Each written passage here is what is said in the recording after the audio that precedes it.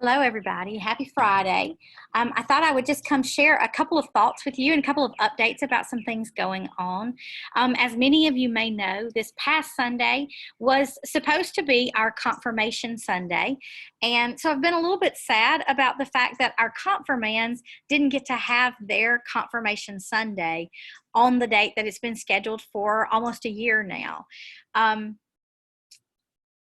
so as we started talking as a staff about how are we going to do this, what can we do, some of our options that we came up with we thought sounded pretty good. And one of them was to do it virtually because the time is now, right? They've been going through their confirmation class for months and they have been learning together, growing together to come to this place in their spiritual journey. And so you'll actually be hearing a good bit more about our confirmands in the next couple of weeks. So today I thought instead of sharing about that, I wanted to share with you about another group of people that's closely tied to those confirmands. And I want to show you a meeting that I had this week that sort of brought it all back into perspective. What you're seeing on your screen right here, right now, is a screenshot that I took of a Zoom that we had earlier this week. It's a frozen shot of some very important people. These are the parents of our confirmands this year.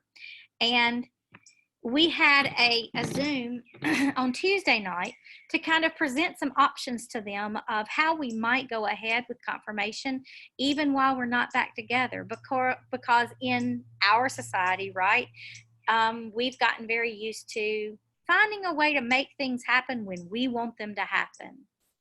And the reason I share with you that static shot of this particular group of people is because when we met to Zoom, these parents of these confirmands, who of course want this to happen, of course have heard how sad and ready their confirmands are to move on up to the next phase of things and to have their special day of Confirmation Sunday. And yet when we Zoomed, as we talked, the overwhelming feeling of things was that this group of parents and then the confirmands themselves said, you know, it's okay to slow down. We really feel like this is something we want to see done in our sanctuary, in the sacred space of community coming together in worship and in celebrating what God is doing in these young people's lives. And it doesn't matter to us how long it takes.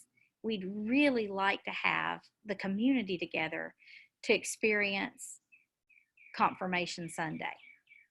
So that led me to think about some verses that have been really close to my heart ever since I was a teenager. But I've never quite thought of them in this way before. So I'm going to share the verses. It's Isaiah 40, 28 through 31. Do you not know? Have you not heard?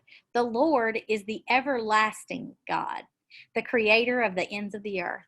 He will not grow tired or weary, and his understanding no one can fathom. He gives strength to the weary and increases the power of the weak. Even youths grow tired and weary, and young men stumble and fall. But those who hope in the Lord will renew their strength. They will soar on wings like eagles. They will run and not grow weary. They will walk and not be faint. In those verses, they've always meant things to me at times in my life where I was particularly tired, worn down, often through my own doing. But this week, as I heard from those parents who said, you know, this is important enough that we slow down and we wait, that there are two places that stood out to me in these verses. The Lord is the everlasting God. In our society that has been so much about instant gratification and making sure things happen when we want them to happen, these parents understood the sacredness of the fact that God is an everlasting God. And the work that he started in these young people is not contingent upon the day that we had scheduled on a calendar for their Confirmation Sunday. And we're promised too that those who hope in the Lord will renew their strength. They will run and not grow weary. They will walk and not be faint.